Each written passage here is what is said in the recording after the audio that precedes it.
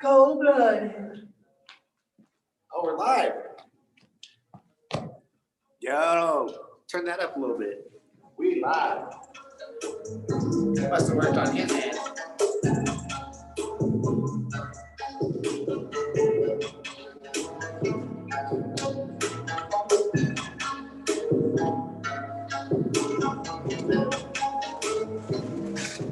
There it is. We're good. What's up, y'all? Give us a second. We're gonna get going.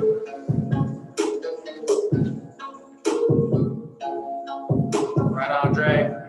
Welcome to the podcast, y'all. Give us a second. We're gonna get started here.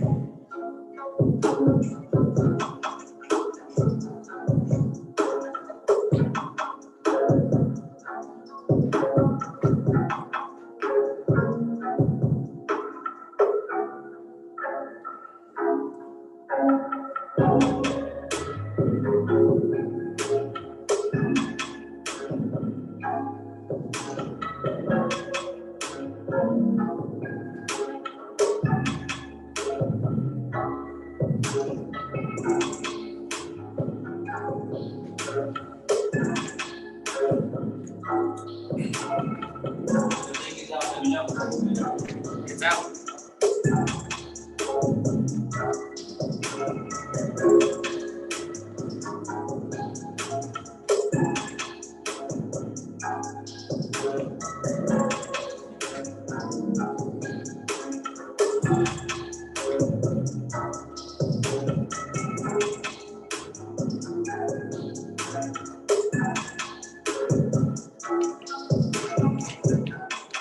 We're gonna get started in just a second, y'all.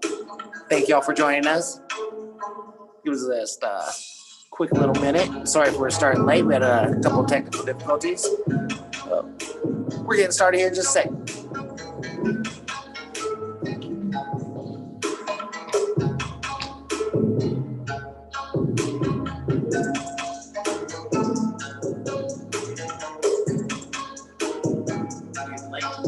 Yep.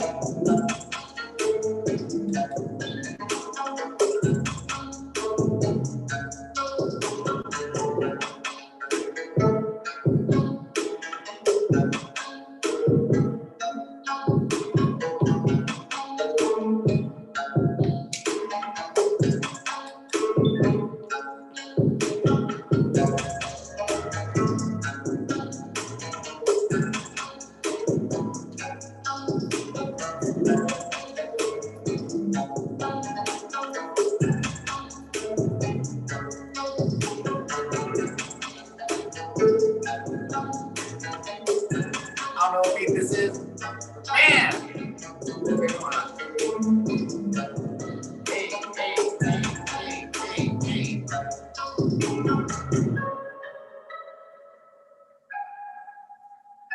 Oh, I did 3 dabs on beat, y'all. I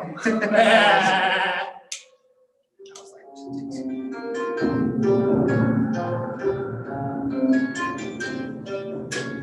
34 seconds, y'all. Good.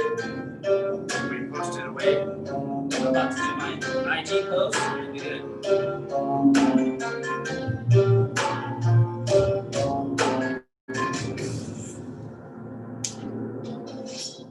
Thank y'all for joining us. Thank y'all for being patient.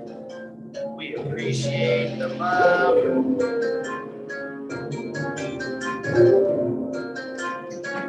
We got one more, now we good.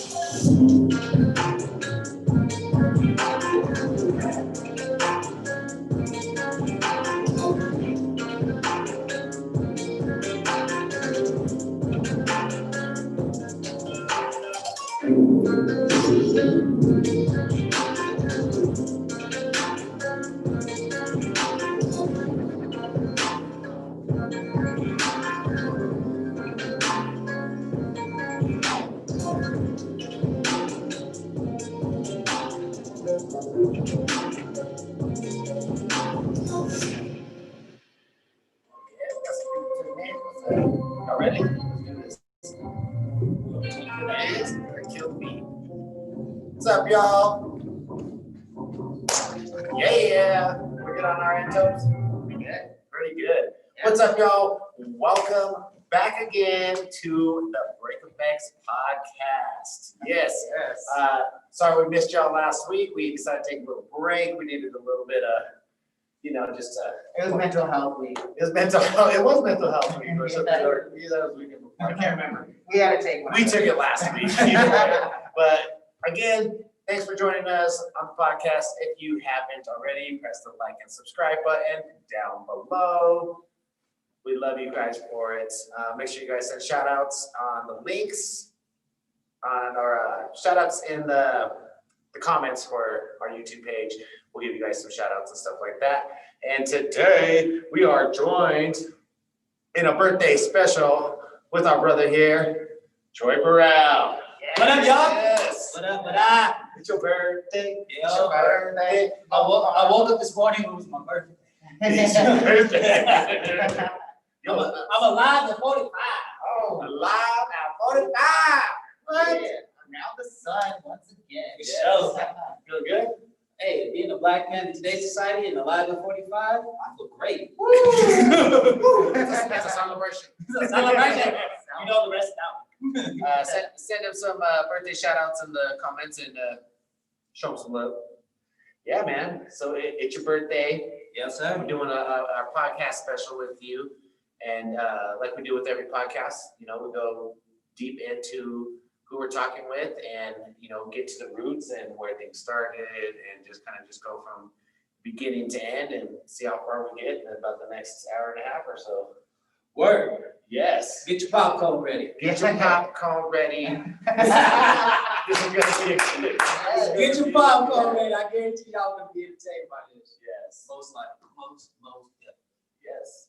Yeah, it's good to be here with my brothers. There's so much history between us. Years and years of history. Grip of history. Shout out to everybody else who's already been on the podcast prior before. Everybody, there's so many beautiful names, and think of one thing you guys gotta understand, every piece is a bigger piece to the puzzle. There's no person's story that's greater than the next. We're just all sharing our part and our contribution. It's been dope to hear everybody else's stories because, like you said, it starts piecing together certain things. It's like you have your perspective, then you hear certain things that happen at certain events or certain studios. You're like, oh, well, that's why that happened, or that's why that crew did this or this and that. So it helps, and I think it also helps with the fact that the generations is, since we've been doing this, there's, I think, 8 or 9 generations after us now? Wow. Yeah, at least 8 or 9 different generations. So it helps bridge the gap between our time frame and the generations that's right now, the one that we're affecting, because there's going to be more, because we're still working with kids. So we want to bridge that gap to let everybody know where the timeline is. Put the puzzle pieces together. Right. So dope. Yes, episode 14, man. Like you said, this journey has been so amazing for, you to be one of our first, actual hosts of the podcast. And now full circle, now we're, bringing it to your story and super excited, see where it takes us. No, for sure, man. Those, I had a coffee today with KL. And shout out KL. What's up, Shout out KO. Always. And we were talking about those first 2, podcasts and the intensity of them because of the fact of what was going on in society. I'm not saying our society is not as intense right now, but the intensity was so high that, we covered so much. Did we lose something? We covered so much. No, we're good. Okay. We covered so much in that time frame with the amazing, panel that we had. I think it took a lot. Like, I've heard people say they're still going back and processing. Like, even me, myself, because like you said, there's certain things that certain people said that I was like, oh, you know what I mean? So, like you said, to come back from that intensity to this, it's pretty dope. Yes. Yeah, man. This is gonna be fun, man. It's gonna be the T-Roy fucking special. We're gonna get to know you today. I'm excited, man. Yes. So, like we always do, I always like to go and I like to get it. I want to hear your first dance experience that you ever had. First time you seen it. First time it was just brought to your attention. Yeah. Well, interesting. I think everybody has a crazy, interesting story that it comes in a weird way. Yeah. Where I'm from, I'm originally from the heart of Carver City, Seatown, and I had a homeboy right behind me, his name was Paul, and him and I used to go to school together. Well, one day, Paul and I, we always used to walk to school together. And then lunchtime came out, and I was just chilling, and I walked around the corner on lunchtime, and there was this group of kids around Paul. Paul Gilbert. So I walked over, parted through. You know, Paul had his boombox, he had his cardboard, and he was the first kid I started seeing doing a 6-step. Wow. On the playground at our elementary school. And I was loud by him, then I looked up and I looked around at the kids, and they were just like, they were in awe. Amazed, yeah. They were in awe. And I was like, yo, Paul, I didn't know. So the next day, right before we went to school, I went to Paul's house in the morning and we started practicing. Hey, I need to learn some of that. I was like, yo, I need to be down. Yeah. Yeah, so that's kind of how it started. I would meet up with Paul before school, we practice, then we go to lunch, pull out the cardboard at lunch, get our little crowd and everything. I was like, all right, cool, I'm liking this, I'm feeling this. And it was the energy that I was getting back from everybody else that I started loving. Yeah. So, you know, as people know, you know, hip hop, it doesn't start in the studio like we are now, it starts from the street. So I went home, started getting in my basement. My mom worked for Keepers, Yeah. you know, for a long time. So I was like, yo, mom, bring me some boxes home. So my mom would come home, bad boxes. I break down the boxes, I put them in the garage. That was my floor. Shout out to mom. Shout Go out to to moms, you know what I'm saying? Bring the boxes. boxes, you know what I'm saying? Carry your boxes, lay it down, you're good to go. And then with that being said, you know, my cousins started getting into it. So my cousins would come over to the garage. I go, my nephews would go over there and train. You know, just hip hop, it's a family shared event. It wasn't in the studio. We were either in the basement, we were in somebody's garage, in the backyard, in the park, just training and just learning the moves. You know, but shout out to my man Paul. Without Paul, he was the first one that I visually saw. Nice. Shout out to Paul, man. Yes. Thank you Shout for out. inspiring my boy. And you know what? I can't claim as far back as KO. I think KO went back to 82. For me, this was 86. Wow. Okay. 86. How old were you? 8 years old? 8 years 8, old. 9 years old. Yeah. Yeah. My boy. Yeah, man. It hit me early. And when it hit hard. It hit very hard. So yeah, that's the gist of how the first time I saw it. And then, like everybody else, after, you know, training, watching videos and stuff, and then first I saw Beat Street. Yeah. First I saw Beat Street, then I saw Breaking. Nice. Okay, it wasn't Breaking the movie, but we were talking about this earlier. It was the scene with Turbo and the Brew. Yeah. Once I saw the Brew, it was over. It was done. All day. Yeah, and you know, Michael Boogaloo Shrimp is one of the two biggest influences of my dance style. Yeah. I consider my dance style hugely influenced by Michael Boogaloo Shrimp and Buddha Stretch. Nice. Those are my two biggest inspirations that I've always looked up to and wanted to kind of mimic my style and kind of develop my style out of. I've been blessed to train with Buddha Stretch, and we've been able to, you know, perform and train with them. And I was lucky to be able to go out to New York and train with them. And he came out here several times to Colorado and train. So, you know, it was a blessing to be able to train with one of my mentors and be on stage. I never got to meet Boogaloo Shrimp, but hopefully one day I'll still meet him. Nice. Yeah. Okay, so you were watching these movies and then where? After that, it became an obsession. I'm not gonna lie to you guys. I was a big sports kid, you know. During this time I'm playing 3 sports. So I'm playing football, basketball, running track. But on the weekends, I'm, you know, dancing, I'm chilling, you know, working on my craft. Yeah. So then we started getting into school, and school dances started coming around. So my first school dance, it was a Friday night, we're in the gym, and I've been practicing everything. So I'm like, all right, this is my first time. I'm gonna take the skills out. I'm gonna show, you know what I'm saying? I'm showing what I got. And I'm okay, just a funny story, because I remember this so vividly. Okay, I'm in the gym, you know, I'm busting, I'm doing my thing, and I see this like corner of parents chilling, right? So I go back, I'm probably like 9 years old, and I start running as fast as I can. I hit a beast like, boom, right in front of them, boom, and I hold it. And that was it. I got the clap, that was it. That's all I needed. All I needed is that one response from people, and I was like, cool, it's on. It's on. And I knew that, so every school dance, I was there. In the basement after like football practice, I was training. I was just trying to get better. Just trying to get better. I would watch content videos, music videos, stuff like that. Then, most people don't know this, by the time I was 9, 10 years old, I started going to concerts. Yeah. My dad thought I was crazy because I wanted to go see, like, I've seen Michael Jackson 3 times, seen Janet Jackson, I've seen Bobby Brown, MC Hammer, Oaktown 357, New Edition, so many, dude, I could go, new, Boys to Men, Keith Sweat, I got the pleasure to see LL Cool J and Run DMC. Yeah. That was my first big concert down at the Coliseum, Denver Coliseum. I was 8 years old when I got to see that concert.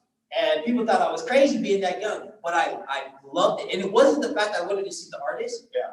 I stared at the dancers in the production. I studied everything they did. I didn't care about it. I was like, that's gonna be me. I told myself, I said, before I leave this earth, I'm gonna be on a big stage like this. So being in a big arena, I've been in like McNichols Arena back then, this before the Pepsi Center. So we go to concerts at McNichols, okay? Denver Coliseum, places like that. So you're in these big arenas with thousands of people, and I'm like, one day I'm gonna be there. I don't know how, but I'm going to be there one day. So after seeing, you know, all these productions and shows, that was my focus. As I got older, getting to middle school, and then things started to, opportunities started coming, because during this time, now I'm getting to middle school, so you're starting to get, you know, your early teens. Yeah. So you're looking at 86 to 89, all right? During that time, there were school dances, and then it was dope to go skating on Friday nights. Yeah. So Friday night skate night, and then afterwards they'd open up the skate night for ciphers. Did you get skate covers? Oh heck yeah, dog! Come on, dog! You had to have the skate covers, dog. You couldn't be rolling without skate covers. So yeah, man. So a couple spots, Skate City. Everybody, if you go to Colorado, Skate you'll see- City, what's Yeah. up? So the 2 spots I used to go to, one in Aurora, and everybody knows the one in Thornton. Uh-huh. Yeah, I used to go to those are 2 I used to go All Friday. nighters. Yeah. And so I started going there on a Friday night, okay? Go skating and stuff like that, and then they opened up for ciphers. And my eyes got opened up because during that time, this is a time frame where skating, dancing, and gang life went hand in hand. Hand in hand. So when you walked into different rinks, in different places, you were really walking into somebody else's territory. And at the time, I didn't know that. I was like, cool, I'm just walking in everything. Well, one particular, in the Thornton ring, you guys might know this, their territory was the NSMs, the Northside Mafia, okay? They were deep in there. Well, I was skating and I was there by myself. You know, I didn't have a crew, I was just going by myself. So, you know, I'm skating, having a good time and everything. I get sized up by the NSMs. I'm like, oh, great, okay? So I do, as a hip hop head, you know you can feel the battle, okay? There's like 5 of them, there's 1 of me. Yeah. The leaders, you know, sizing me up. So we're skating. And so we get to the end of the night, right? So I go to get my cipher. I get a crowd around me. They get their cipher. And it kind of feels like a movie, okay? I'm sitting there chilling. Crowd parts. NSMs walk in. Their leaders stand in front of me. So I'm at this moment, okay? I'm like, me, them. Now, there's something a little different about, we talk about battle mentality in today's society, all right? It's a difference. When you talk about then, when battling and gangs were hand to hand, I was by myself. There's 4 of them. I'm like, okay, if I win this battle, there's not a chance I might get jumped. I better lose. You know what I mean? But I can't lose my pride because everybody's watching. So I'm like, okay, what do? I'm like, well, it is what it is. You know what I'm saying? So we start going rounds, and I'm like, all right, we finished the round and everything, and you know, everybody's, you know, yelling for me, no judges, because everybody's like, yo, you know what I'm saying, getting hyped, and I'm just standing there. So he, you know, the leader rolls up on me, we're just posted up face to face, and I just look at him like, what up? And he gave me that. And after he gave that, respect.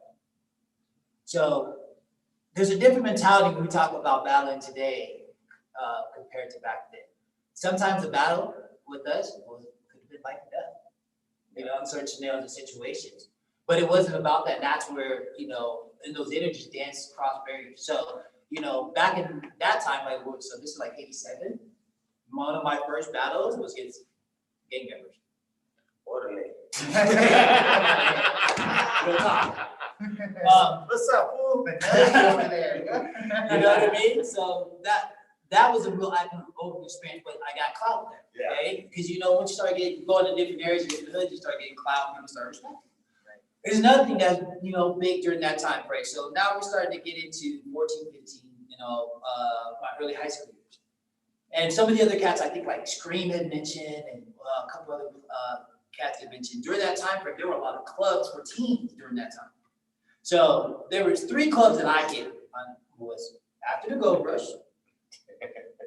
That was my spot. Friday nights, wow, Club Rush was my spot. Club ADs and Club Mirage. Those are the 3 spots. When I was 14, 15, and 16, we could go to those clubs. They focused on teen clubs. So I'd go, you know, there, go, you know, cipher, battle, try to get my name. And I did that through my high school career while still, you know, through middle school and high school while still playing sports. So I was juggling between both lives. You know, during the day, I do my student life. Right afterwards, I do my sports, and then I train the kids. And, you know, I hit the clubs and stuff like that. And all I cared about was trying to get my name out, trying to hit as many spots as possible, and, you know, trying to get my rep out there. And like I said, I was probably like from 7th grade to 9th grade, so for 3 years. And that's weird to say because you like middle school and high school talking about a kid who's been in the club already. But that's the same, it's a different time frame than it is now. Yeah. So yeah, that's, you know, to that point, that's where, you know, that came about. Then I got into high school. Once I got to high school, sports really took over my life. Yeah. Football and track, I was fully dedicated to that. And, you know, I started track. Yeah, I ran track nationally. As a freshman, I ran varsity. As a sophomore, I ran nationals. I traveled, ran in AAUs, ran up a CU invitational. There's a big event in Idaho called the Simplot Games. I ran there twice. Nice. So yeah, track was a huge, you know, thing in my life. Football was a huge thing in my life. And so I was balancing the life between the athlete and the dancer. Like, which one do I want to do? Because I enjoyed both of them so much. So throughout high school, until my junior year, it was mostly I was focused on sports because I thought I wanted, you know, to go to college, be an athlete, college athlete, either for football or track. Come to my senior, I took, my junior year, I took football off and I trained hard for 2 years doing track. And that's when I traveled for 2 years.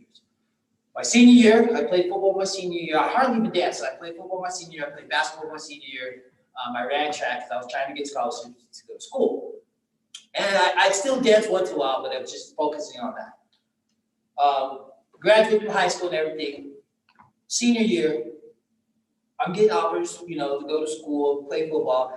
But it wasn't, I wasn't happy. I wasn't feeling it. But the dancing under me was still bugging by this time I'm 18 years old. And I realized, I don't suggest this to anyone, but I'm gonna tell you the story true. I didn't want to go to college. I'm straight up. I wanted to go over to LA, do my thing. Okay. Oh, you want to go dance? I wanted to go out. Yeah. Well, my family did their thing and maneuvered their way and got me to school when I didn't even know.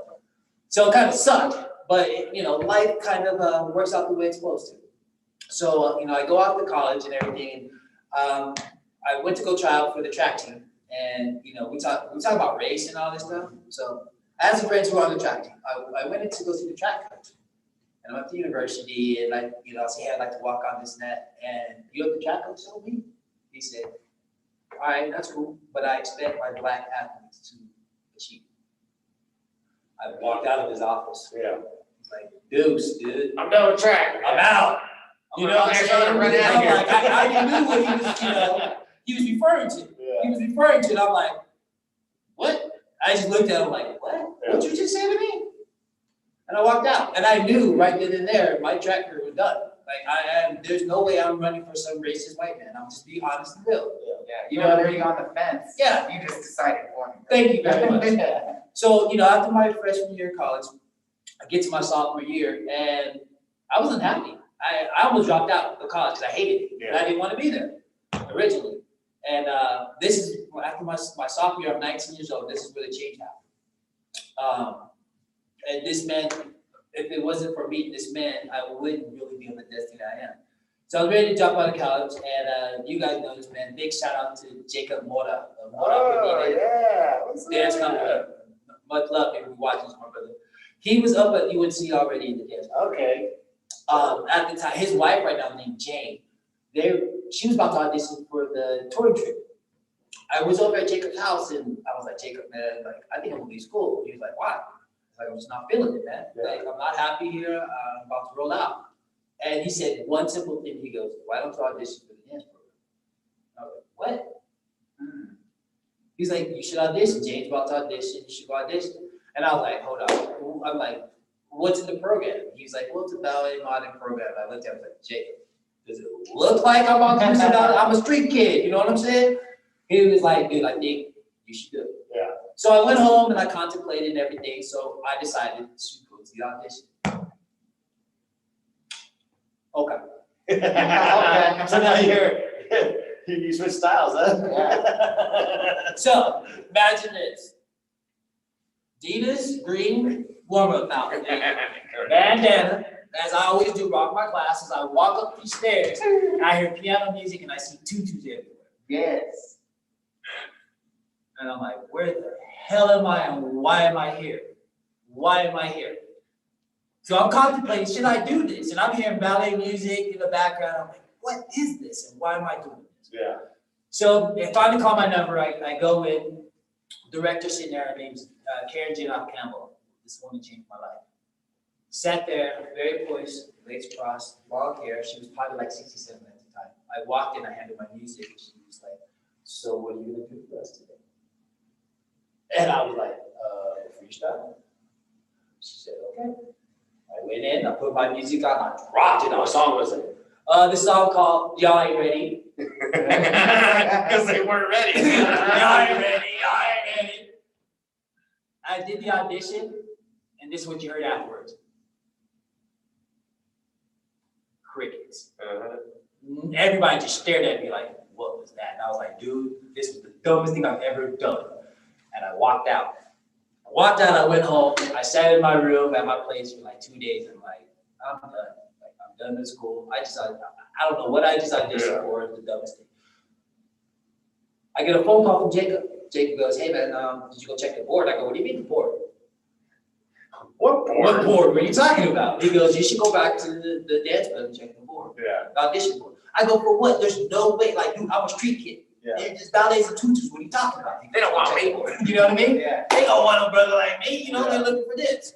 So I'm like, all right. So I go and check the board, man. I walk up and third name on the list was mine. Damn. You made the crew. So I walked, yeah, so I walked into the director's office and I was like, I'm gonna be honest with you, why'd you pick me? Like, Yeah. and I was like, I'm a street kid. This is not my style.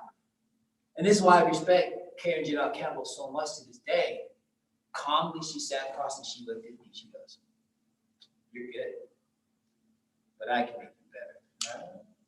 And I was like, what? And I'll be honest, in the back of my head, I was like, what's this white woman trying to tell me, this black man, about dance, that she can make me better? I didn't say it, but in the back of my head, I was thinking that. Yeah.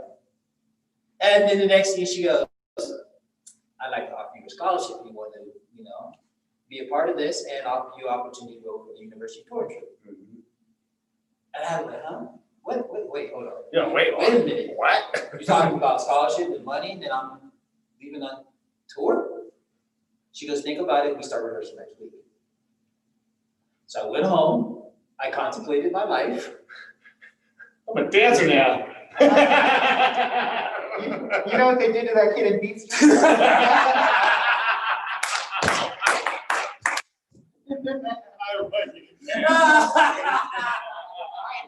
You know what I'm saying? That's what I'm like.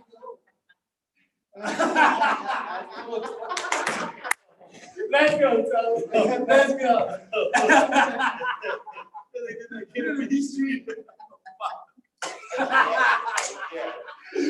Oh man. So what happened next? So I get on tour, man, and well, no, I start training, and I walk into my first class, my first ballet class.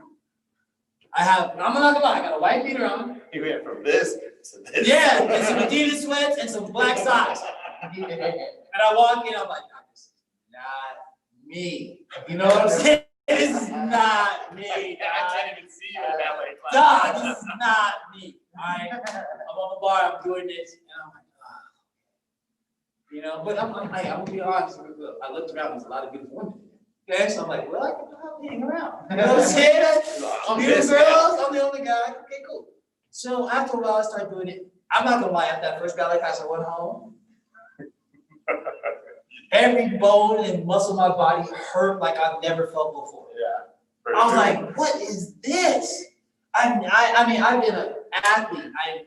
A national athlete. I played football, I ran track, I played basketball at high levels. My body's never felt this type of pain. I'm like, your feet's turned out your hips. What? You want me to do what? Dog, I don't do this. I'm not built like that. Yeah, we can do that, but not me, right? But when I started learning after a while, man, my hip hop technique started getting better. Stronger. Started getting stronger. Yeah. I started finding ways of moving my body that I didn't before. And I was like, oh, wow, we're on to something here. So I got in the program, I accepted the scholarship, I started touring. Well, during that time, another shout out to a big homie of mine who changed my life. Once we met at 19, my man Lawrence Curry. Lawrence, yeah. Me, Lawrence and Jacob all met in college together. Me and Lawrence ended up being roommates together. And as soon as we met, we clicked instantly. Instantly clicked. Wow. And we got together, and like it's funny, we had some mutual friends. And they were telling him about me, and they were telling me about him. So we rolled up talking to each other on campus, like, aren't you that? And you're that? I was like, yeah. He's like, let's go kick it. So we did. And so we're kicking that skip and everything. We started talking about, come to find out, when we were in high school, we knew some of the same people in high school. We were both going to Club AB's, Mirage, and everything, but we were just missing each other. And we knew the same people, but we just never clicked. He's like, I'd be on my 10:30. Yeah, be on my 9:30. Do you know what I'm saying? We just didn't click. But then in college we clicked, and then honestly we were sitting in the room and we were like, yo, you dance? He's like, yeah, I dance. You want to put something together? He's like, yeah. So my first company, me and Lawrence, was Dynamic Dual Productions. So it was called DDP, the Dynamic Dual Productions. So we started at the age of 19. DDP, y'all. DDP is the place to be. Age of 19, so big shout out to my man Lawrence. Yeah. And things moved really fast from there. Lawrence was teaching at the Greeley Conservatory Dance up in Greeley. Then mad shout out to Lynn Bassett at the Dance Factory. She gave me my first teaching job at 19. Yeah. At 19 years old, I got my first teaching job. Mad shout out to Lynn Bassett. Thank you very much. Shout out to Lynn. She believed in me and everything, so we started teaching. Then we had some connections because Lawrence was an actor. He did the theater program, also the dance program, and he had an agent. So his agent would call us and started doing work. Well, we got lined up with because a couple of friends of ours were in the dance community with the Nuggets and the Rapids. So we got hooked up doing choreography for the Nuggets dance team.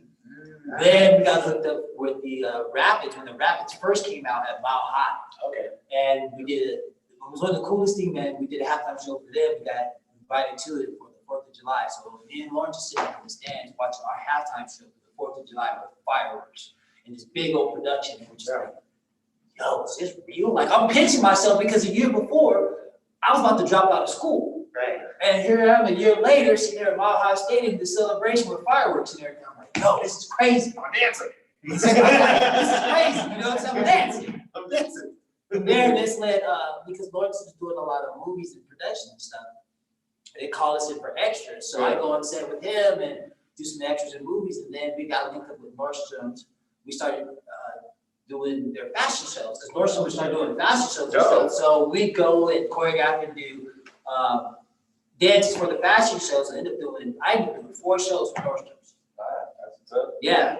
It's on his resume, y'all. You know what I mean? So Dynamic Dual Production, during that time in college, we were doing our theater stuff during the day, but then we teach at night, and then we do our own, production. Also, during that time frame, we'd hit the club scene, because, during that time, you gotta understand, guys, this is No 90s. sleep. It's the 90s. So I went to high school in the early 90s and college in the late 90s. So I grew up in the golden years. Yeah, the club scene was. The club scene through the 90s was the golden years. I got the best of all of it. Yeah. You know what I'm saying? So House music was on the everything, side. everything. So during that time frame, no matter what, we went to Greeley, went to Fort Collins, Boulder, Denver, Pueblo, It was Springs, wherever the hot spot was, we're going there. We're gonna let people know DDP's in your dynamic pool. We will battle you. We will take your girl. We'll drink your drinks, and then we'll leave with your family. And that's the way we felt. Damn. So He took your place. you know, Took your girl and your place in the family.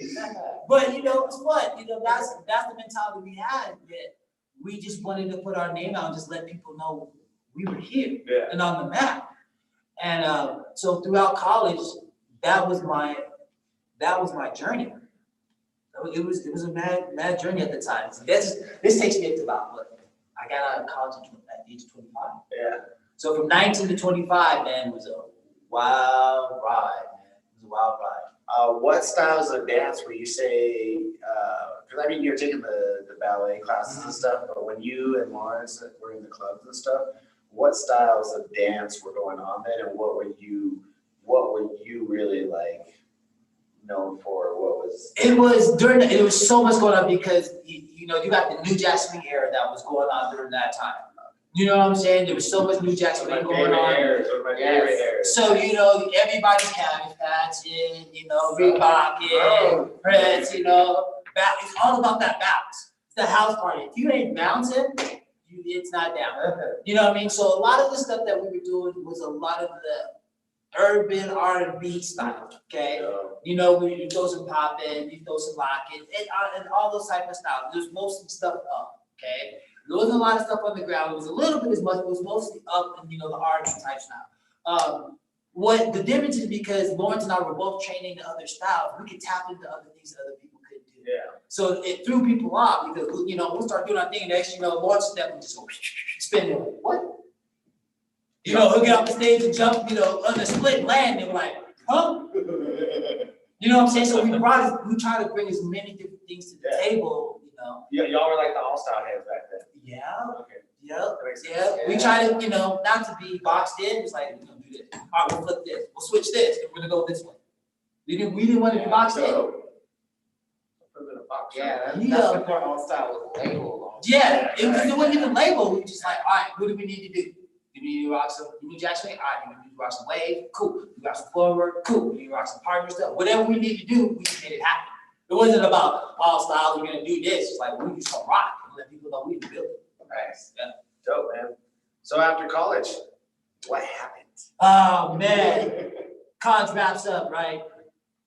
As soon as college wraps up, I'm in a relationship. So this is interesting. So I'm in a relationship, right? No, it's a good I'm thing. just joking. Yeah, it was, but it was a good and bad thing at the same time because of that relationship transitioned to how I became to know my next phase of dance with these guys. Let's go. So I finished up college and everything, and I moved back to Denver. I moved to my first spot, and I finished up. So I signed with like 3 different. This is the time when entertainment companies were big. Okay, They're all over. they're all over the place, dude. I was like, I signed with 3 different entertainment companies. I taught at 5 different studios. Jeez. I decided, as soon as I got to college, I'm like, all right, this is gonna be my career. So I'm gonna do this. So I filled my whole schedule with teaching and being in entertainment companies. I signed with 3 companies, taught with 5 studios. Let's go. So you're just like full-time dancer. Full-time dancer performer. I committed myself. I bought a 1-bedroom apartment. I said, I'm gonna do this. And I committed myself. I did that. I started teaching at a gym called Greenwood Athletic Club. So I was teaching over there, started the program there. So this is where everything starts to tie in. Started teaching over there, and then one day, this crazy Russian lady comes walking into my studio. Oh my God, I found him. And I'm like, I found the black man who's gonna teach my son. Oh my God. And I was like, and you are, my name is Irina.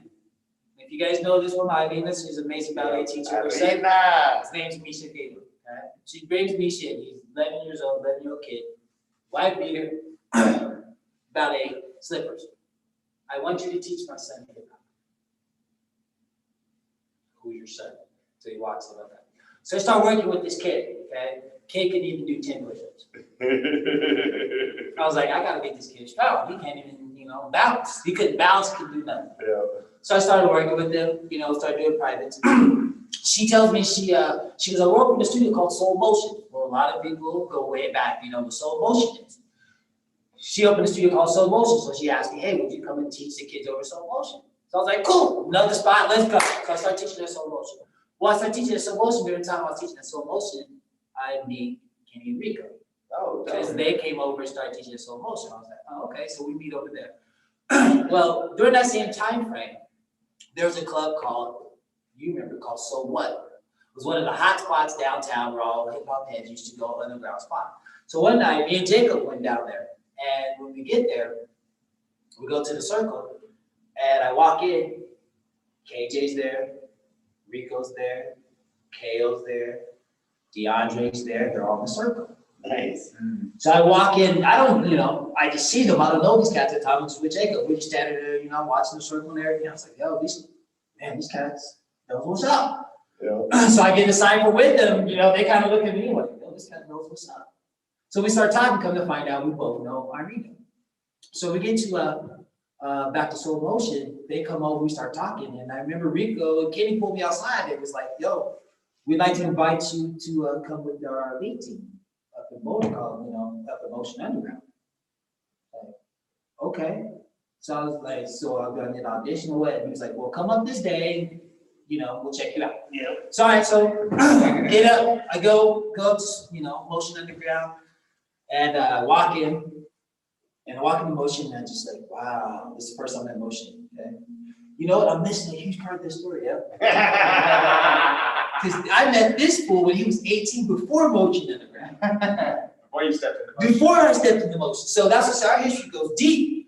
Before I stepped into Motion Underground, when I started, I was working for the entertainment companies, we got hired on the same gig to go to Montreal, Canada. It was him, Ray, and Doug, Hip Hop Doug.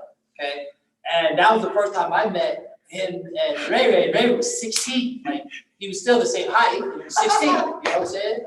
Straight up. So true. He's still the He's same. same height. He's still the He was 16. You know, this was 18. And so we went up to Montreal, Canada to do this event. We had a ball. It was $1 million bar mitzvah. $1 million bar mitzvah.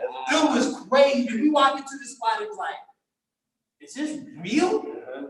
It was crazy, you know. It was my first time out of the country and everything. It was the first time. See, it was both our first time out of the country. And in Canada, you only have to be 18 to drink. Yep. Oh, we was great, dog. You know, we had a great time. And so after we came back to that, so when I walked in the Motion Underground, I met Kenny and Rico, and I walk in and I see first two people I see Ray and Epic, and I'm like, yo! And Kenny and they were like, how do you know? I was like, I just met these fools like 6 months ago. We did a show, did you guys already know? Like, yeah, We know each we other. already know each other. We're fam. We already met, you know? And he was like, well, all right, cool. So it was crazy. We were getting ready to go to the San Francisco Hip Hop. The crew was getting, it was called Elite at the time. It wasn't Neil, it was called Elite. So I remember my first, I thought it was just my, you know, audition process. So I go through and I'm sitting on the floor and everything. And I'm chilling. And after we get done, Kenny walks up to me and goes, you're leaving for San Francisco in 2 weeks. I'm like, what'd you just tell me? I thought I was auditioning. He's like, what's your plane ticket? You're leaving for San Francisco in 2 weeks. Okay. But I got these other jobs and the girl and this, and you're leaving. Okay. All right. So I go You're leaving home, in 2 weeks. call my girl. I'm like, I gotta go to San Francisco. She was like, well, I'm going to Wisconsin. Either you're coming with me or you're going to San Francisco. Well, you already see what decision is made because I'm here. So I named the girl. I head to San Francisco. And one of the best decisions I've ever made in my life because that was my first time going to the San Francisco Hip Hop Festival. It was the first time in the Bay Area. It was 2001. Woo! 2001 is the first time I hit San Francisco with the lead. And then after we did that show, we came back. And when we came back, the essence of EOM began. Wait.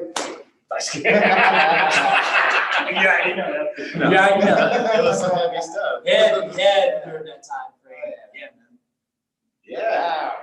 Dang, dude, you just blew my mind. That's And that's such a cool story how you met Kenny and them, dude, because I never heard the story on how you guys met Kenny and Rico. Yeah. And at that time, like me and Ray were younger, so we weren't able to go to the clubs and stuff. Yeah. You guys were cool. it's just dope to hear that story, man. I mean, there's and Lawrence and Jacob, like that's just so dope, man. Yeah, man. I mean, Jacob and Lawrence were huge influences on me during that time because, you know, Jacob was in the dance program already. Lawrence was in the theater program, and they basically just pulled me aside. Was like, dude, you don't waste your talent. Yeah. You know, and it was a change of mind for me because I never thought of me going to college to do this, and, you know, being in the dance studio. I just wanted to get my groove on and get my respect. Like, honestly, real talk. I'm just trying to dance. I'm just trying to dance, you know what I'm saying? The next thing you know, I'm like making this career. I remember after me and Lauren started doing our stuff, and I was sitting at a club one night, we were just chilling, people were talking, and I kind of just zoned down, and I realized, like, whoa, I'm doing this professionally. Right. I'm a dancer professionally. I just collected a check for this. Yeah. I just paid rent with You know this. what I'm saying? I'm like, I'm 19 years old and I got a check because of this? Oh. Oh, man. You know what I mean? So mad shout out to Jacob and Lawrence, man. Those are my boys. You know, there's so many different layers to the game. You know, before I even met these guys, those guys helped me see a lot of the game that helped me, you know, to where we're at right now. Yeah, and it just makes sense for me, even looking back now, just like even when you guys all started coming around, your guys' relationship, like yours and Lawrence and Jacob's, was already strong. Yeah. It's like you guys already were friends coming into the motion world and Yeah. all that stuff. So. Yeah, we had a bonding energy and stuff like that, and it was great. And like, you know, mad props to both of them. They're still doing doing amazing things. Yeah, I see it, man. I see it, man. He's always doing things. Yeah. And like, I had a short stint with his company too as well. Like after, you know, we'll get to that part, but like, after I finished with Motion, he invited me to dance with his company. So we came back together after college, and I danced with his company for a year. And it was a crazy transition because, you know how the ELM and Motion was 5 years of my life. Like, people don't know, it was we grinded for 5 years. Well, we're on the ELM topic. Name 2 of your favorite moments during that time, because there's so much. Oh my God, dude! There's so much that How can you name? I mean, name 2. You just. dog, that's hard. I know it's hard. Before I say this, and I know you can relate to this, and Tobin, so when you can relate to this, ELM changed my life, dude. Like, That's why I'm asking. You know, it like, I wanna did, get through your dude. favorite. It's hard because there's so much blood, sweat, and tears that we went through. I think one of the number one moments, and only we understand this, was when ELM was put together. We were preparing the next season to go back to San Francisco Hip Hop Festival, and we were ready to make a statement because it was the first time it was an all guys crew. Okay, it was an all guys crew, so we decided we're gonna do this. So, you know, Kenny was our director at the time, and he wanted to up the level. So on this intro, we tried to do this piece called The Art. So we want to combine all our skills: popping, locking, b-boy, house, salsa, capoeira, everything. We pulled it all together. So Kenny's great, amazing idea was to start the intro with all of us on our hands. Upside down. Upside down. 9 guys on our hands, right? And all we had to do was hold our hands down for 1 minute. It took us 3 hours. I'll say it again. It took us 3 hours to hold one handstand for a minute.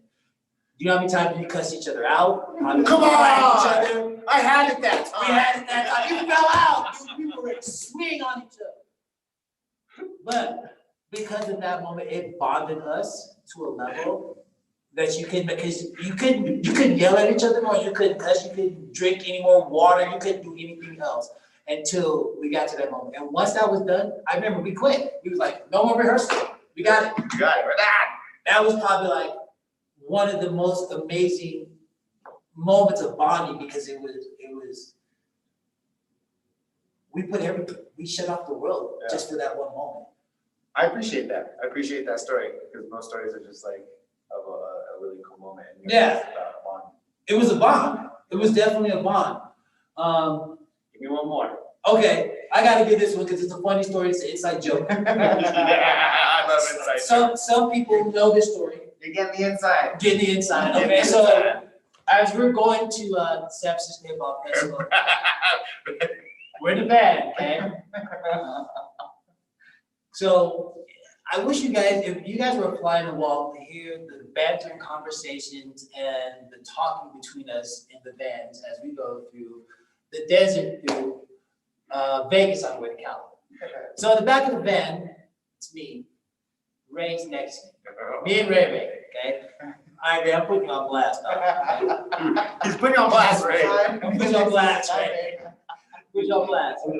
So, Ray, love him, dog. We all know Ray just he's just talking, and I'm trying to get some sleep, dog. You know, we got a long trip. And out of the blue, I do not know why, I turned to Ray, and it was completely quiet, and I looked at Ray and said, "Shut up, Taco." And without a blink in his eye, he turned and looked at me. And he said, "F you, cornbread." And the whole man lost it. So from here on out, we've been known as Taco and Cornbread. Oh my God. So every time I see Ray, I say, "What up, Taco?" He's like, "What up, Cornbread?" And that stuck with me forever. Like I said, Ray was like 17 years old at the time. That's how Taco and Cornbread was born. I love your story, Cornbread.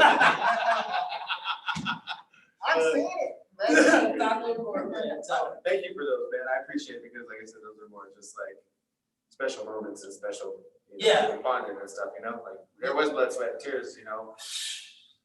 there's a lot of things. cussing each other A lot out. of cussing each other out, a lot of things behind the scenes that, I wish we could talk about, but we can't. But, we're trying to keep this family oriented. Yeah, that was dope, man. Good stuff.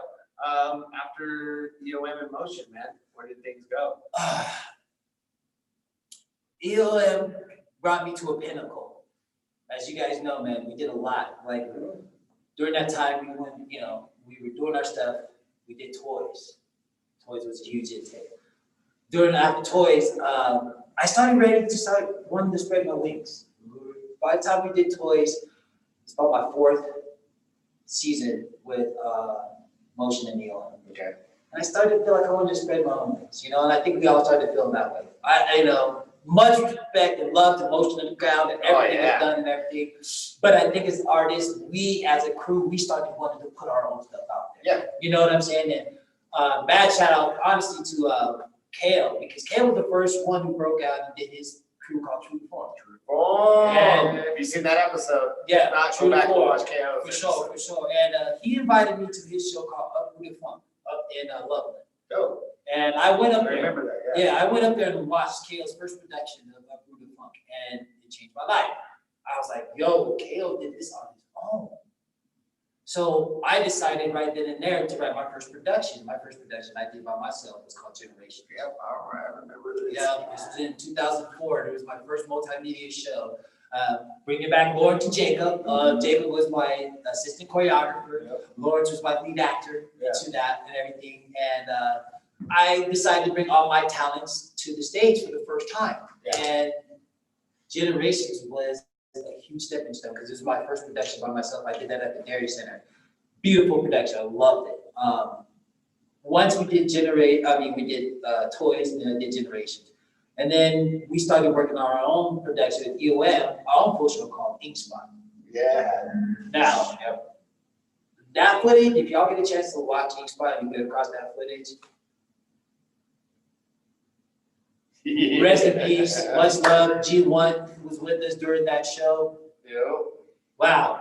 Ink Spot right there was a game changer because it artistically pushed us to levels that we never thought we could do.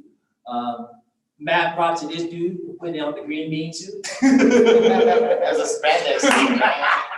Luckily back then I was in a good shape. A good physical shape. Look, I didn't have to do spandex scene, but I have old man. We did so many different. We remember we took acting classes. Yeah, with Maya. We took a Shout lot. out with Maya, like she put us through the ringer. That's why I act a fool, I swear. And see, a lot of stuff that Maya did was a lot of the same thing that I learned in college when you talk about transition with character to movement. Now, yeah, that's when we get props to KJ because his vision of street to stage, but then putting characters to that was a huge influence on us, and he really allowed us to tap into these crazy characters and be weird things that weren't being done on stage at that time. So it was really cool to be able to do that. After Ink Spot, I'm gonna be honest with y'all. Ink Spot, I was done. Yeah. I was drained.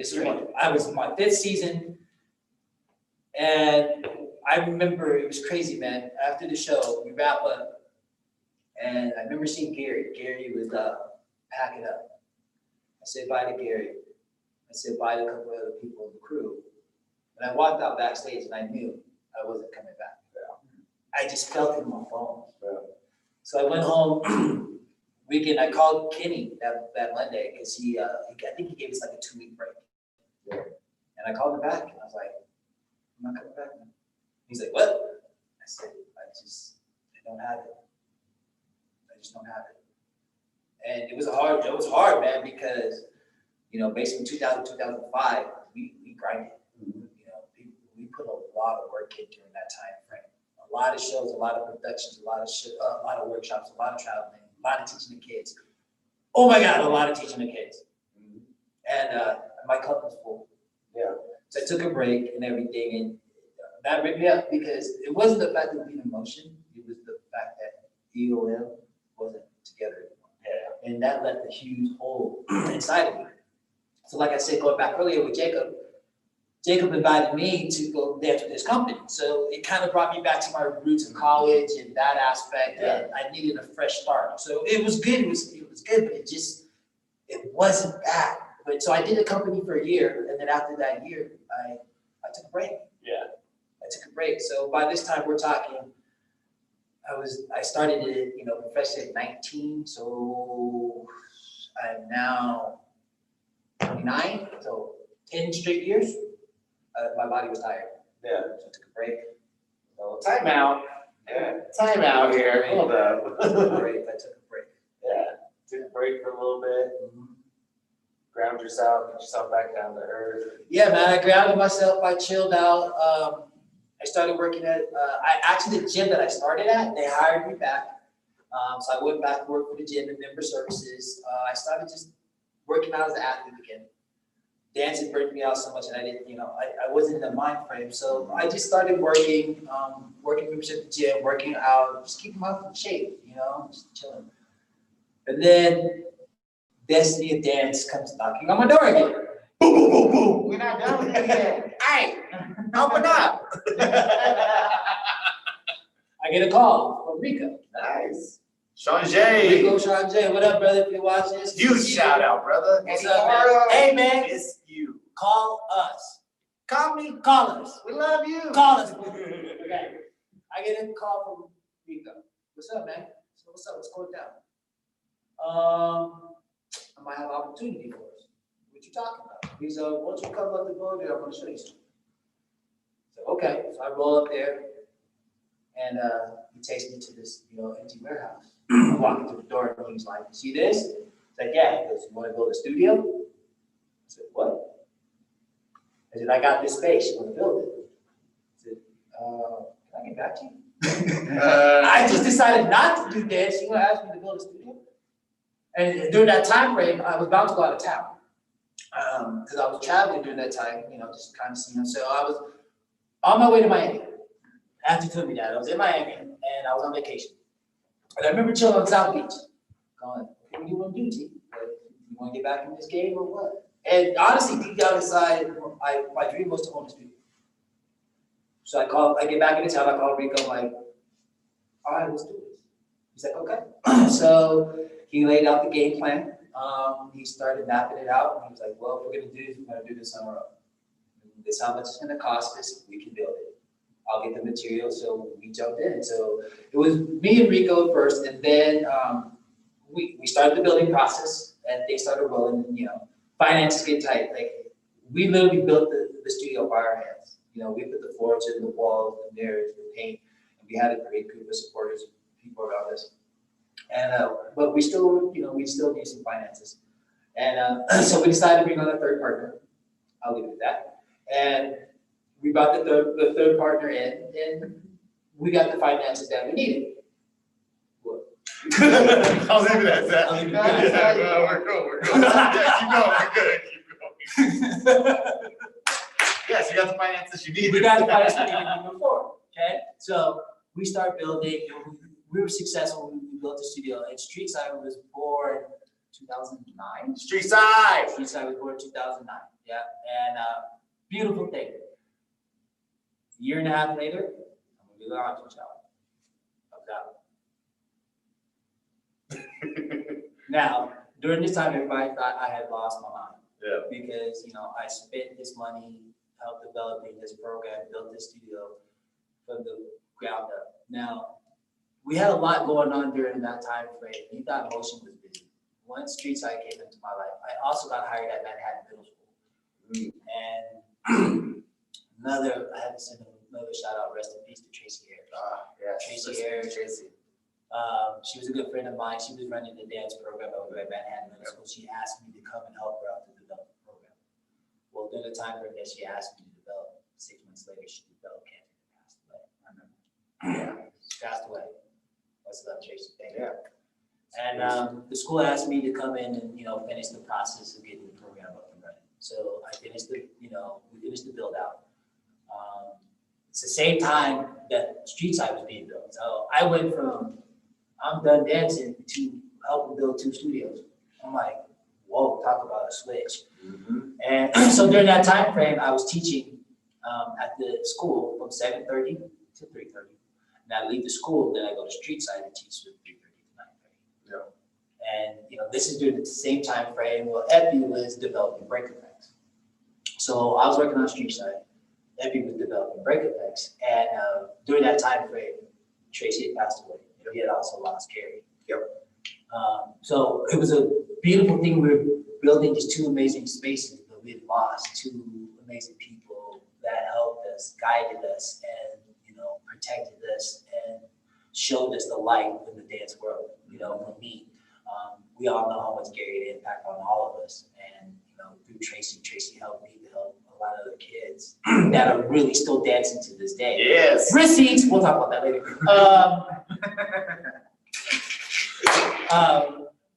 We lost both of those too, and so that was hard, man. It was a hard time frame, but I think what got us through is the fact that we were building something beautiful and amazing. And I remember the day it was during the transition as Street Side was coming about and Motion Underground was moving to Denver. Yeah. And it was a weird time frame because we shared this show together. Yeah. And it was Motion's last show and Street Side's introduction show. It was a weird vibe, man. It was straight weird. It was cool and weird at the same time because it went from like, you know, us, Kenny being close to us and everything, being peers to kind of feel like rivals. You know? But we, you know, as men and everything, we worked through that. But this is something, I remember this is the day I died with you and I. We were backstage and we were getting ready to perform or freestyle or something, and Epi walked up to me and he goes, T, let's do this. I go, what do you mean, Epi? He goes, I got BreakEFX. That Street Side. Let's go. I looked at that and said, it's on. And we went for it. You know, and the thing is, the timing for me was great because honestly, I missed crew life. I didn't have crew life around me. I was building a studio, I was teaching, but I was yearning for EOM and crew life so much. But I'm gonna be honest, my heart was hurting because I missed it. And then it was talking about BreakEFX, and I was like, all right, cool. Well, how can I support and help? You know, and I didn't ask for anything, and I was like, hey, look, I just want to help the crew. What can we do?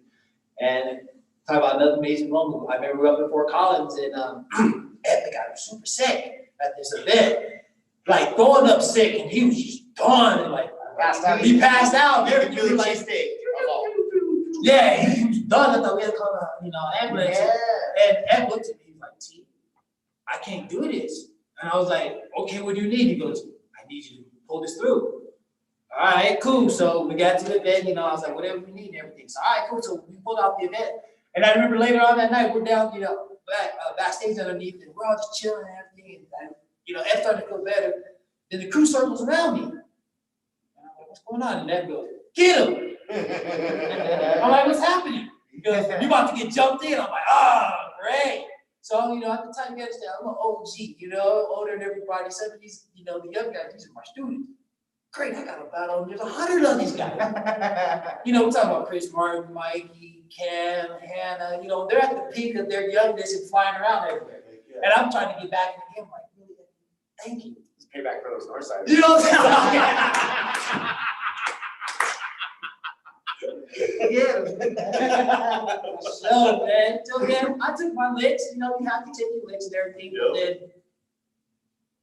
I'm gonna tell y'all, when I got that sweater, it was one of the best feelings in the world, man. You know, it was like, I'm back.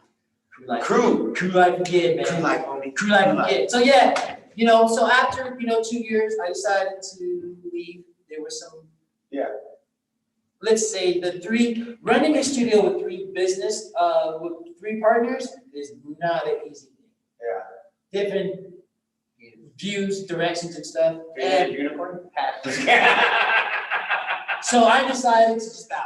Yeah. Okay, and I trust me, I got a lot of flack from a lot of family, friends, and everything. And after I tapped out, I just backed off and just chilled. Because I was at a pinnacle. I opened 2 studios, we did all these shows. And then during that time frame, we really had people doing BreakEFX and all that. I think in that 2 years, we did like 200 shows. Yeah. It was like 200 shows in 2 years. We were doing so much promotion for the crew, because the crew's in ABDC. We were doing, you know, Slang and Joy, both studios. We were doing so much promotion that I think I got physically and mentally burnt out. I just like, and I fell off the face of the earth for a while. You did. I did. I disappeared. I was like, hey, y'all seen T? I was out. Northsiders got it. Ain't no one seen T. I was out, man. What'd you do on that little break? Yeah. Well, life took a twist. What was her name? I know. That's late.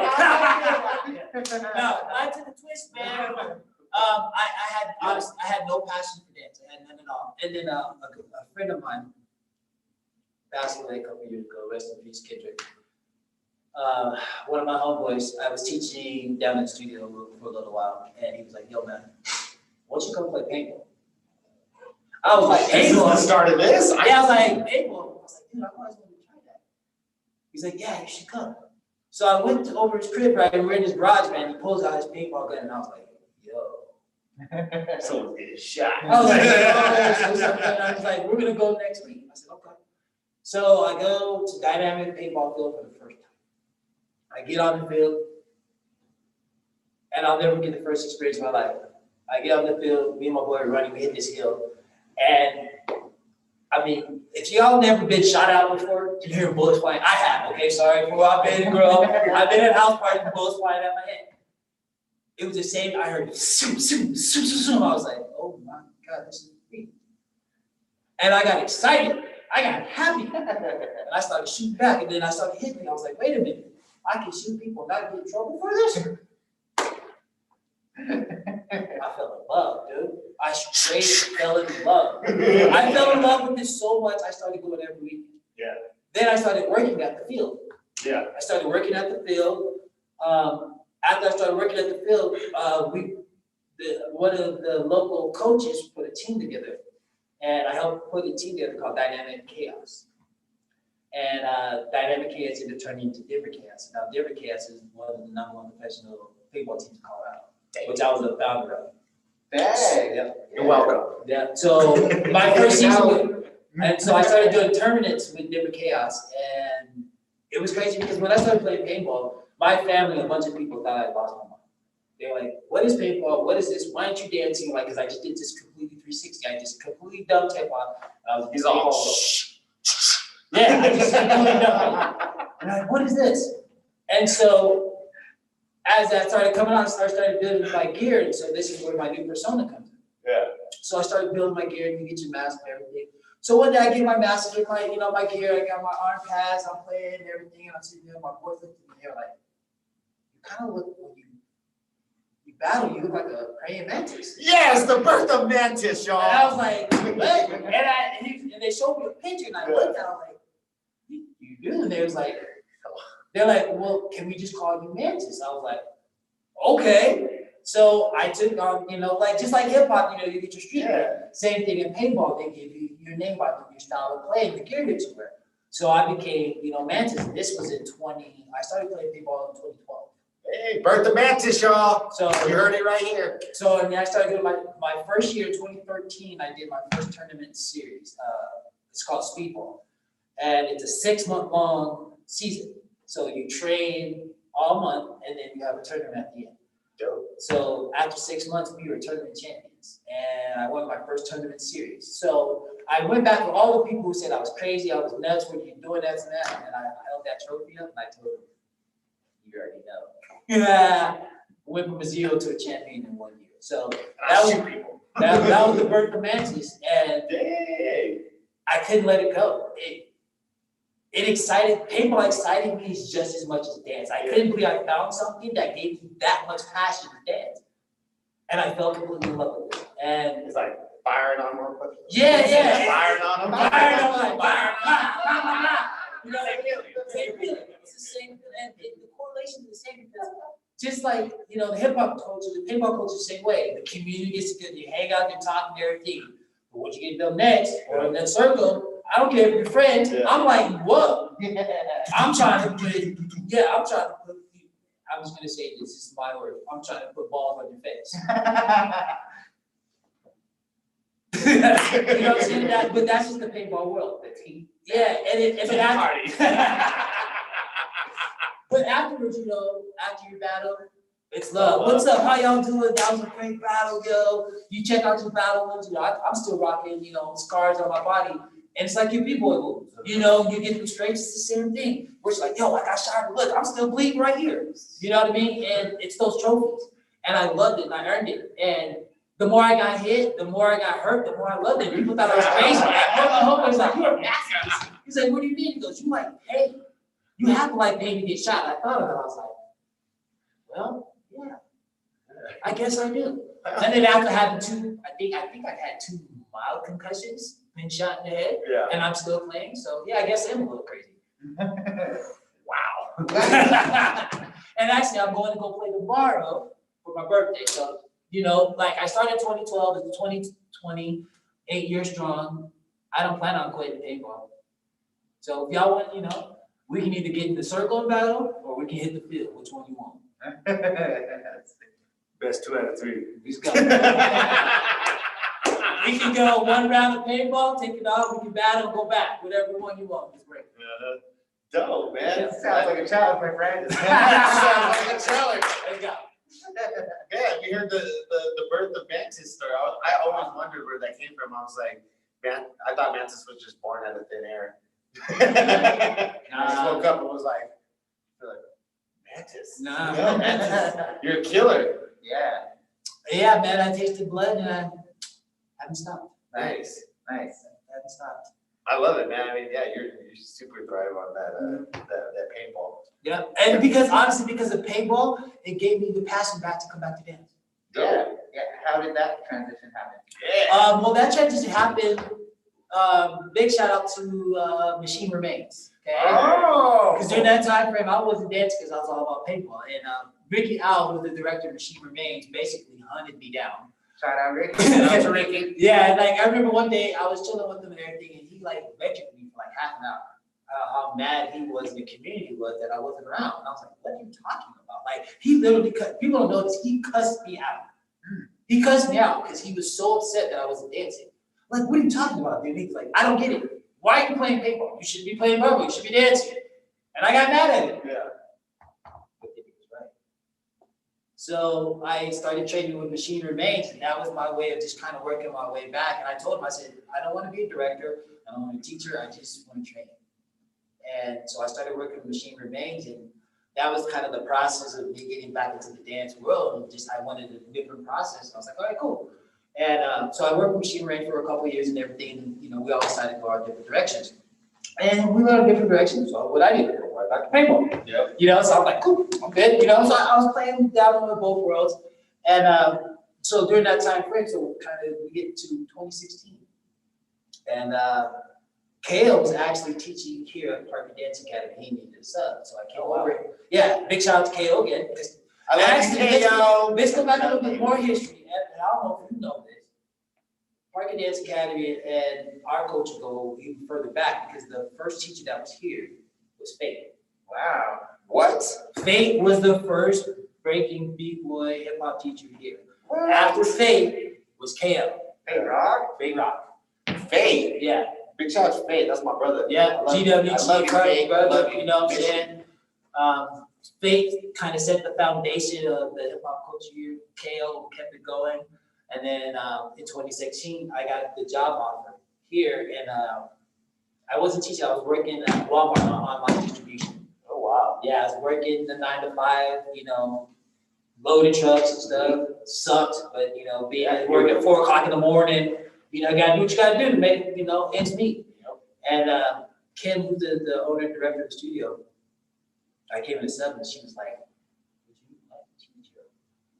I was like, yeah, that'd be cool. I'm not really into teaching, but yeah, that'd be nice. You know? Sure, I'll try it out. Sure, you know I've what I'm done it saying? a couple times. Cool, sounds good. I've tried it out. And it was funny too. And it was around my, it was right around my 40th birthday. And it's funny, because it's my birthday, it was around my 40th birthday, and I was going out of town with some friends for my 40th birthday. And I get back from town, and I get to my job, and my boss says, there's a message from me from some lady named Kim. Like, what? So I call her back, and she offered me a job. She was like, I would really like for you to work here. Would you like to work here? I went back to my manager, and I quit. And Thank you, Kim. I came back here, and I started with 7 girls. Until 2016. 2017, life hit again. Some unfortunate circumstances in my life took me out of the game for a year. Nothing that I can control, but I had to handle business for our life. And as we know, we go through these processes. After that was done, came back in 2017. Kim reached out to me, and she was like, I went to 7. She was like, I have 22 kids waiting for you. I was like, what? Let's do this. So this would be my 2nd season with the studio, 3rd season. I went from 7 kids to 22, being gone for a year. Yeah. We finished that season up, going to the next season. And Kim comes to me, she was like, do you want to know the numbers for next season? I said, no, just keep them in. So after the 3rd time, she goes, I need to tell you how many numbers so you're prepared. I'm like, okay. She goes, you have 120 kids waiting for you. Oh, wow. And I looked at her, I said, I want to build a program. She goes, yes. We've got 120 kids. Let's build a program. So 2018, I started the Park Dance Academy hip hop program here. Nice. 2018. Nice. And now we're at 2020. This is year 3, and we're up to 150 kids. Nice. Wow. Yes. Yeah. Dang. That's an army right there. Yeah, man, they keep me on my toes, though. Trust me, they keep me on my toes. Good. And you guys should still keep doing it. Thank you. Yeah. Keep him on his toes. Keep him hungry. Especially you Wolfpack. I know y'all. Dang, man, we did it. We pretty much caught up, man. Like we got there. We did it. Man, I'm glad you're dancing again. You had a couple, I mean, like you said, we all went through where we just kind of have to take time for ourselves to do what we got to do. But you came back and it's like every time you come back stronger, man. No, no, you have to, man. You know what I'm saying? And those breaks, the stuff that came to my life, some of it was personal, some of the stuff was out of control, and some of it was just, I just needed to work on team, you know? And like, I remember, you know, shout out to KJ, if you know, watching something KJ had said to me, you know, Motion Underground. He goes, yeah, there were times, T, I was frustrated with you because you did disappear. But he goes, but I gave you props because you were willing to go work on yourself. Yeah. You know what I'm saying? I think as men, that's a hard thing to do because we have so much pride, especially the guys, you know, like the things that we do. There's, you know, ego gets involved, you know, you're swaggered, you know, you don't want your pride and all that stuff.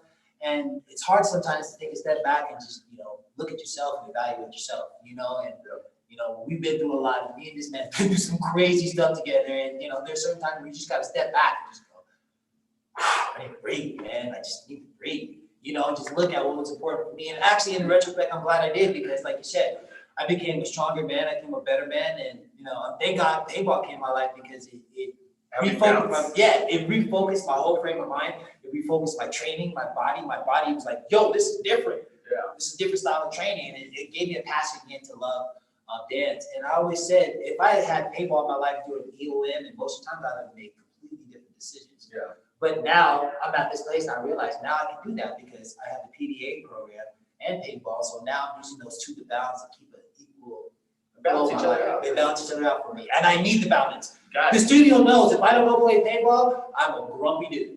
The studio, the staff, everybody, the kids know. Yep. I love y'all. I gotta go shoot some paintball. If not, I'm gonna be grumpy. I think that's one thing that I know for myself that I need to do better as a teacher is teaching kids to grow up to have other things that balance out dance. I know that maybe us three all know it, that sometimes as a dancer we put ourselves in a position where it's nothing but dance, and it becomes a job, and it becomes tearing and wearing on our soul and our mental health and our bodies and stuff, that you have to have something to balance out your life. Yeah. Yes. No, for sure. So anybody who's watching this, we encourage 100,000%. If you want to do this dance, we got your back. But I think what we're trying to say is find a balance, man. Like, find another activity or something else where you can take your mind away from it for a while. Because we've both been there. I've been consumed more than once with this where I completely lost myself. And it's easy to do that because we've all done it. It's unhealthy to have the obsession. Yeah. You know, because I think that we practice, train, drive, work ethic, and we are really strong at working at what we want to, accomplish. But then it becomes, like you said, it becomes work, and you don't want anything as far as your love or your passion to become stale because you turn it into a job. Yeah. Ah, Real talk. great words. Yes. Real talk. Real talk. So, whoever's watching you guys, you can make this a job. Okay? There's a difference between making it a job and your job is your passion. But within those two, find a balance. But that's probably one of the biggest advice we can give you at this stage of decay. I started professionally at 19. I'm 45 today. Balance. That's what's got me through. Balance, y'all. Balance. Man, yeah, we went through your whole journey. Like, dang. So dope. So dope. Yeah. Some great moments, some funny stuff, some truths. Like, Yep. wow, dude. Like, happy birthday, bro. Yes, man. 45. I'm alive at 45. 45. A black man alive at 45. That's a real deal right there. And thriving, man. And dancing too, man. I mean, everyone knows if you guys follow Troy and what he's doing, like, you see his kids dancing, but you see just as many videos as him of him dancing as well. He's still pushing, he's still out there, showing that, age doesn't matter. Like, you just gotta dance. Dance is dance, and dance is life. And you gotta do that forever, man. Especially when you've been dancing for so long. Yeah, man. So I appreciate it, Troy. I appreciate you. Yeah, appreciate y'all. These are my brothers. This is my family. BreakEFX, Motion Underground, GWT, The Spot 2.0, Party Dance Academy. It's all one big family, y'all. It's all one big family. You know what I'm saying? I'm gonna say this and just keep it real. When I talk about stuff with receipts, okay, meaning this, because Ep asked me to explain this. When I was talking about the first podcast, when I talk about receipts. And the reason why I'm going to clear this up, because people ask me about it, like Kale, other people in the community, when they watch the podcast, they're like, what you talking about receipts? What's a receipt? What's a receipt? Okay. So this is what I mean by receipts. And I like to use analogies to help people out. Anybody who's ever taken martial arts or watched a kung fu theater or studied anything like that, okay, when a student walks into a dojo, the sensei does not automatically accept the student. He has to be accepted. And then once that student is accepted, he passes on that knowledge, the art and skill within the to the student so that the student can respect the art and pass it on, okay? Now, this student goes away, walks back into that dojo and doesn't honor his teacher. Guess what happens to that student? So with that being said, there's a lot, I'm not gonna just put it in my category. There's a lot of guys who live this life, not do it. This is our culture, okay? These are my brothers, okay? I can go to his house, he can come to my house. When I see their mom and dad, sister and brother, it's like, hi mom, hi dad. Anybody else? Yes. If we ain't, I hear you better get a plate. If you don't eat, we get mad. But after we eat, guess what? Next thing we're doing, we're moving the couches, we're going to the garage, what we're doing, we're cycling. This is the way we live. This is how we put food in our bellies, roof over our heads. So when we pass this knowledge down to our students, we're giving ourselves to y'all. Not just a dance, we're giving us, our culture. We're giving you history that you can go back to all your teachers in school, and I guarantee you 100,000% they will not know Black and brown culture like the way we taught you guys. Guaranteed. So every person who's ever studied with anybody in the hip hop culture in the state of Colorado, you want me to name names? I can. Just know this. Represent it. Call it hip hop. Don't call it jazz funk. Don't call it urban this. Don't call it pop waka, whatever the way you guys want to call it. Oh, you're a Papa Waka? You know what I'm saying? All we're asking is respect what we're doing, because we're not just giving you movement. We are giving you our culture. And when you guys don't represent it right, you know what it does? It makes us, the senseis makes us want to, call up the students. See, they're already calling right now. They're already calling me right now. Because they're online, they're hearing me. So I'm probably getting receipts right now. Message.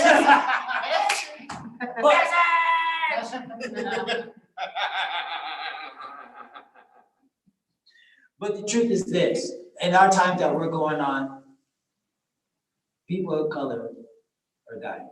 They've always been dying. It's just been shown more. But with this culture, we've broken barriers through different races, creeds, colors, ages, backgrounds, disabilities, out of the passion. When we pass that down to others and they don't carry it through, trust us, dog. We market. We market. My accountant hates me because I'm always telling them, yo, I got some receipts on y'all. You're cool. So that's receipt, y'all. I love y'all. Much love. I love receipt, y'all. Just know that's what receipts are. Oh, yeah. So I know who you are. We all know who you are. I love y'all. So yeah, go ahead. Do you have any, people that you want to acknowledge or shout out that you have not, maybe that you may have skipped throughout the journey, that you wanted to? Any shout outs? Yeah, any shout outs?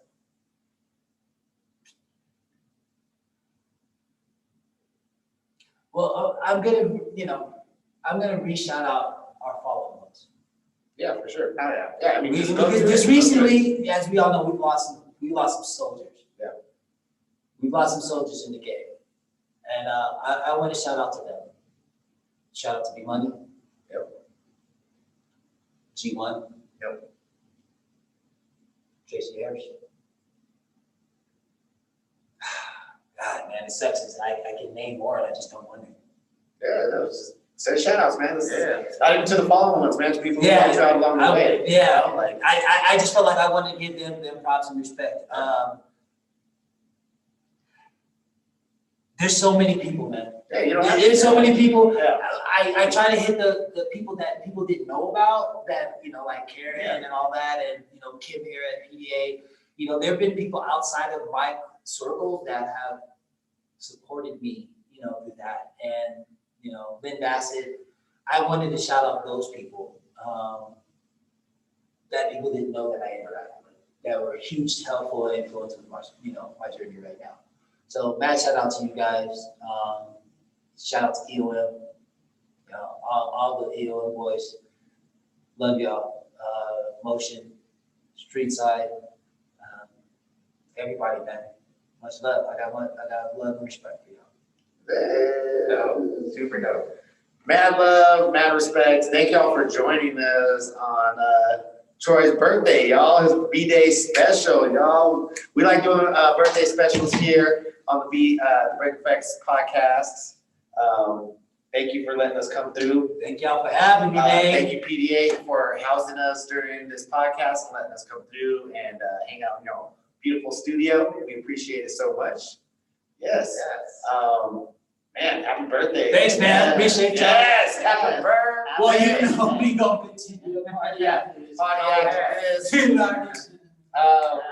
Big shout out to our sponsors, Spot 2.0, Yeah, Spot Boy, G-Fam. Yep, it's fine. Jamie, what up? Yep, huge shout out to them.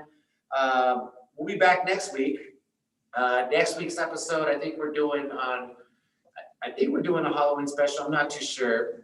We're kind of deciding things right now, but next week's actually, we are doing the Spot 2.0 launch. Let's go. We are doing the Spot 2.0 launch. Let's go. Next weekend, during our podcast, all social medias are going to be launched. We're going to do a virtual tour through the studio. You guys will get to meet Rick Cordova, and you'll get to meet Ricky Joe, and you'll get to meet just everyone that's involved there. And we're going to do a huge launch and release of the Spot 2.0. So make sure you guys check out that special next week.